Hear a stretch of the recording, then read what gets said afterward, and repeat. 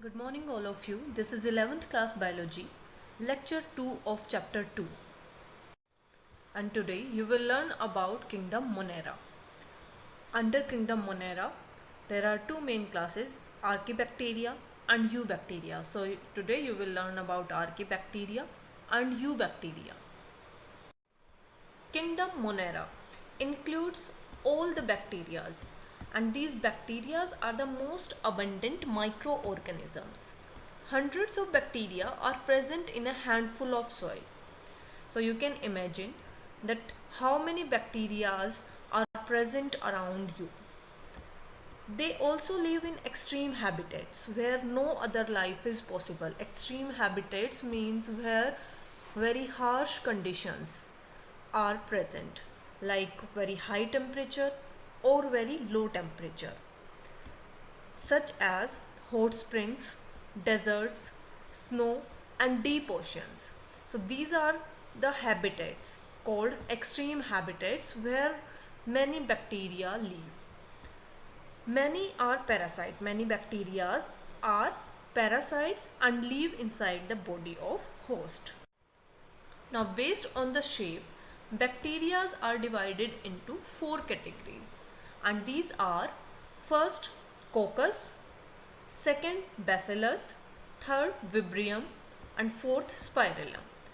So spherical shaped bacteria, here you can see these are spherical shaped bacteria and these are called coccus. Then rod shaped bacteria, these rod shaped bacteria are called bacillus. If the bacteria are coma shaped like this, then these will be called vibrio. And if these are spiral, then the bacteria will be called spirillum. You can see here all the shape: coccus, vibrio, bacillus, rod shape, and these are spirillum, spiral shape. Now, some other features of kingdom bacteria, kingdom Monera. Bacterial structure is very simple, but they are complex in behavior and show metabolic diversity. So structure, why we are saying structure is very simple? As I told you that bacteria are, means kingdom Monera has prokaryotic cell, and prokaryotic cell is considered simple type of cell. So we can say bacterial structure is simple, but they are complex in behavior. How they are complex in behavior? As I have told you that these are found in extreme habitats also. Okay, and for surviving in those extreme habitats, there must be some complexity in their behavior. So their behavior is complex and show the metabolic diversity. Means different metabolic reactions which occur in their body are very different types. Some bacteria are autotrophic, means can synthesize food from inorganic substrates. Majority are heterotrophs, means they cannot synthesize their own food but depend on other organisms for their food. They can depend on any other living organism or on the dead organic matter for the food. Now, classification of bacteria.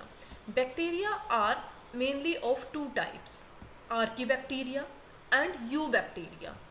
Now, Archaebacteria are those bacteria which are found in extreme habitats. Okay, and these are of three types: halophiles, thermoacidophiles, and methanogens. And Eubacteria are of two types, autotrophs. According to their mode of nutrition, these can be autotrophs or heterotrophs. Now in autotrophs, means which can synthesize their own food, there can be photosynthetic autotrophs or chemosynthetic autotrophs. Depending upon, they are using for sunlight for synthesizing their food or the chemicals for synthesizing their food. Then heterotrophic bacteria are also of two types. They can be parasitic, living inside the body of other organism, and they can be saprophytic, like which will depend on dead and decaying organic matter for their food. Archaebacteria. So Archaebacteria, I told you that these are of three types: halophiles, thermoacidophiles, and methanogens. How these are different from each other? What are archaebacteria first of all? As I told you, the bacteria which live in harsh habitats such as extreme salty areas or extremely hot areas or extremely cold areas. Okay, so the bacteria which live in extreme salty areas are called halophiles. These are halophiles which live in extremely salty areas. And the bacteria which live in very high temperature like hot springs are called thermoacidophiles, as the name is indicating, thermo. Okay, thermo means temperature, means which live in very high temperature, are called thermoacidophiles. And marshy areas like you can say paddy field, that is like a marshy area. Okay, so such bacteria are called methanogens, because in marshy areas methane gas is produced due to these bacteria, and based on that name of the bacteria is methanogen. Okay, so these are methanogens bacteria which are found in marshy areas like paddy field. Now these archaebacteria have a different cell wall structure for their survival in extreme condition. Obviously they will have some additional you can say adaptation for the survival in such extreme conditions. So what is that adaptation? They have a different cell wall structure so that they can survive in these extreme conditions like high salt, high temperature, or in marshy conditions. Methanogens are present in guts of ruminant animals. As I told you, these are found in paddy fields.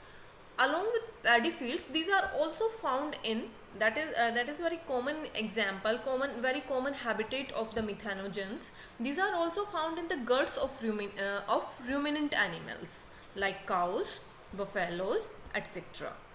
Okay, and they produce methane from the dung of these animals, and this methane produced from the dung of these animals is called biogas, right? So in biogas plant, this dung of these animals is used because methanogen bacteria are already present, and by using that dung, these bacteria can produce biogas from that dung. Now next class of bacteria is eubacteria, and these eubacteria are called true bacteria because these are found in our surroundings. Okay, and they have a rigid cell wall and a flagellum. If motile, they will have a flagellum. It is not necessary. They include autotrophs, means in autotrophs they can be photosynthetic or chemosynthetic, means can use that sunlight for the synthesis of food, or can use chemicals for the synthesis of food. And these are heterotrophs also. Photosynthetic autotrophs, and one example of photosynthetic autotrophs bacteria is cyanobacteria. The cyanobacteria was earlier under the algae. Okay, in the plantae kingdom, it was under the algae, but later on it was found that it is more similar to the organisms of Monera kingdom, and that's why it comes under the Monera kingdom now. Okay, and also it is unicellular, that's why it is considered as a bacteria.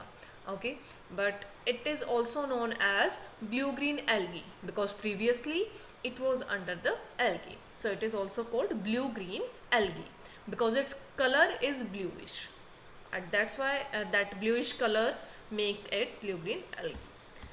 Now, what are the features of this cyanobacteria and all other photosynthetic autotrophs? They have chlorophyll A, similar to that of green plants. So obviously if it is photosynthetic, then chlorophyll will be present for the photosynthesis process.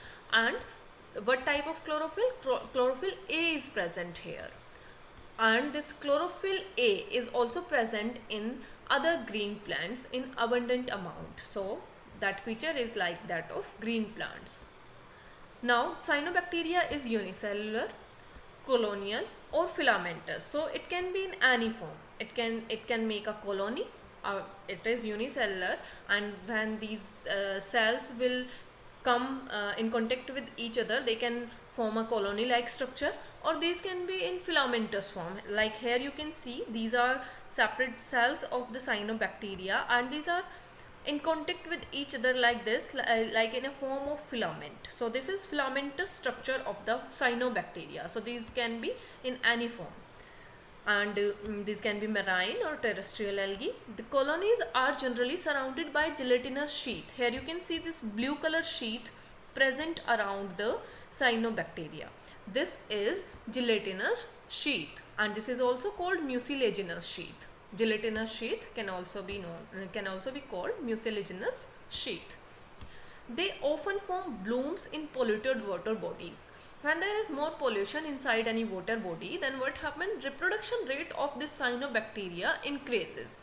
Okay, they reproduce at very high rate and increase in number at very fast rate.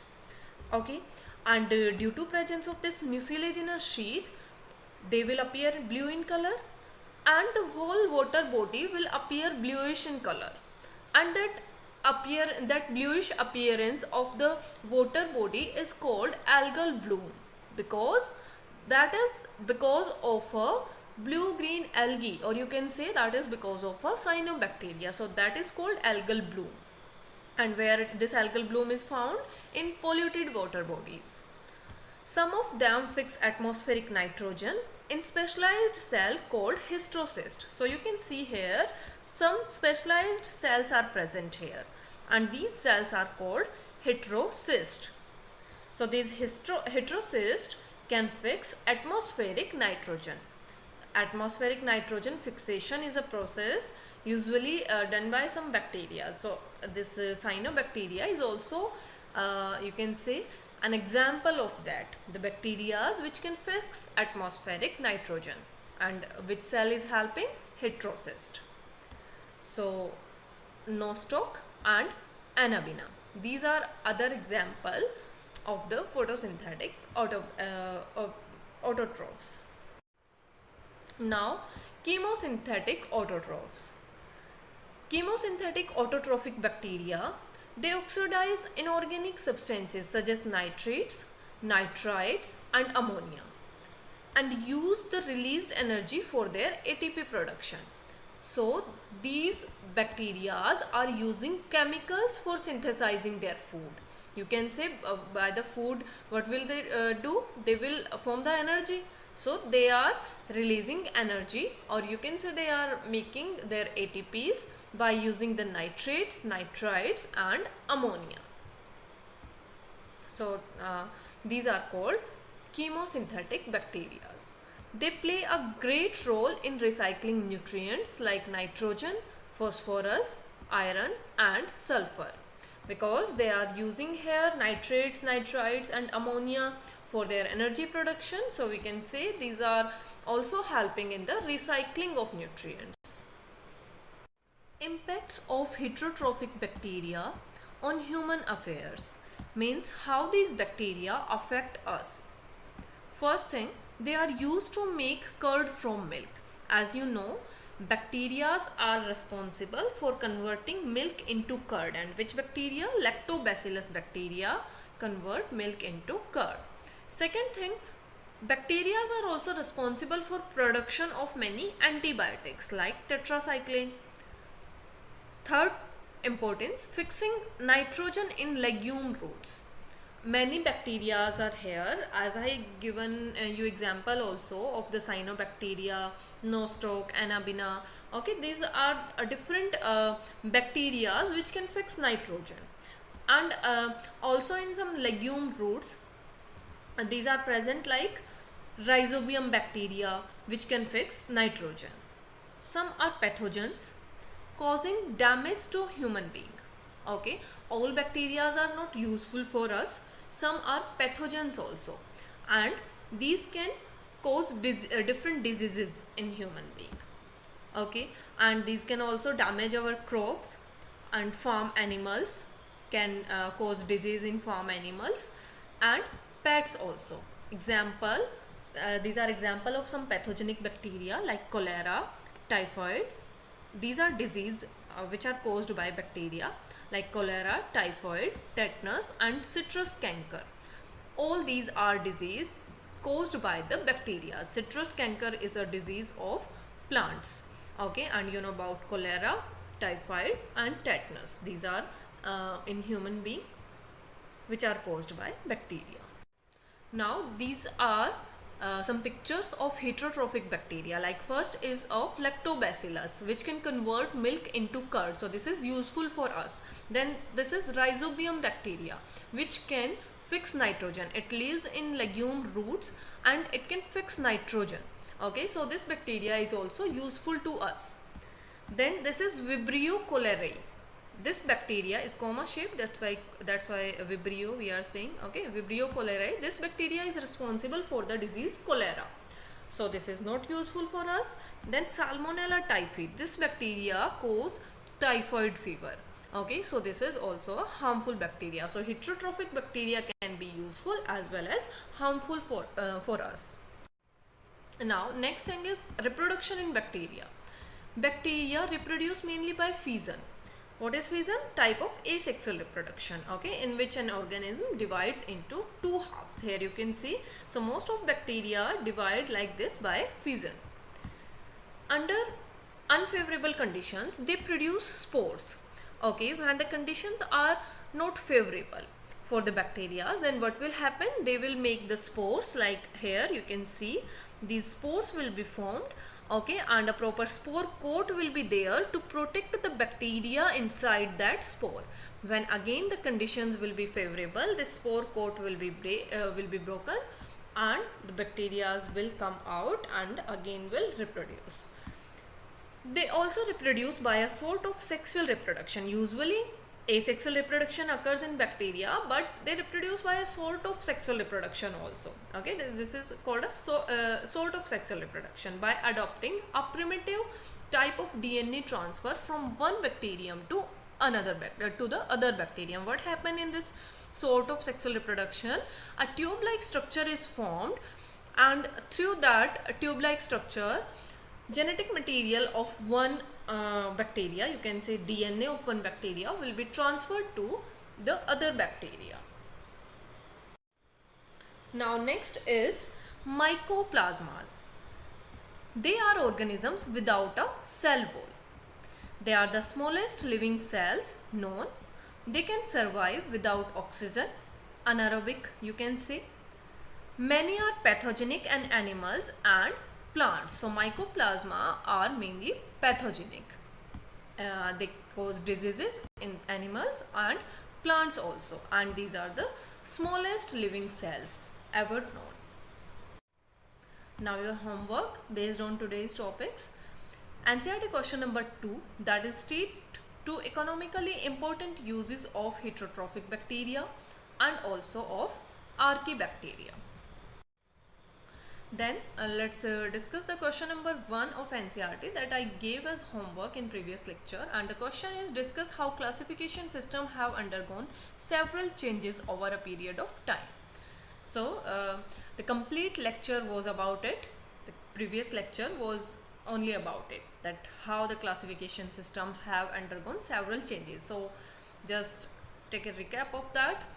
The classification system have undergone several changes with time. The first attempt of classification was made by Aristotle, right? He classified plants as herbs, shrubs and trees in 3 categories, okay, and animals on other hand were classified on the basis of presence or absence of red blood cells into 2 categories. Then this system of classification failed to classify all the non-organisms. Therefore, Linnaeus gave a 2-kingdom classification system. It consists of kingdom Plantae and Animalia. However, this system did not differentiate between unicellular and multicellular organism and between eukaryotes and prokaryotes, as you have studied about the drawbacks of 2-kingdom classification system also. So these are drawbacks of 2-kingdom classification system, and because of that 3-kingdom classification, 4-kingdom classification and finally 5-kingdom classification system was proposed. So therefore there were large numbers of organisms that could not be classified under the two kingdom classification. Now, to solve these problems, a five kingdom system of classification was proposed by R.H. Whitaker in 1969 on the basis of characteristics such as cell structure, mode of nutrition, presence of cell wall, etc. Five kingdoms like Monera, Protista, Fungi, Plantae and Animalia were formed.